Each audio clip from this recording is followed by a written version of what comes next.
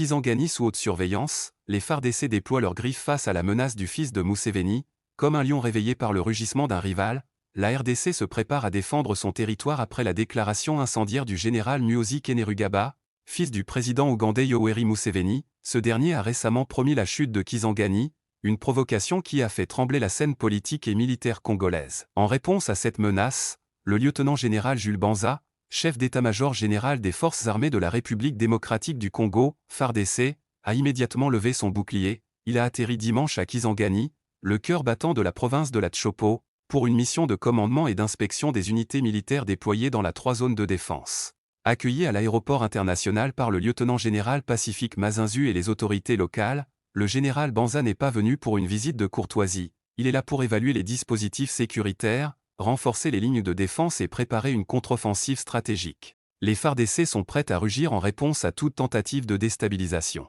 La menace de Muhoozi est perçue comme une déclaration de guerre voilée, mais le Congo n'est pas un terrain de jeu, et Kisangani n'est pas une proie facile. L'armée congolaise, galvanisée par l'esprit de résistance, se positionne comme un rempart inébranlable face à l'agression. Alors que les tensions montent, la RDC montre les crocs. Le général Banza, comme un lion dominant son territoire, est prêt à répondre coup pour coup. La défense de Kisangani ne sera pas négociable. Le Congo est debout, prêt à défendre chaque centimètre de son territoire.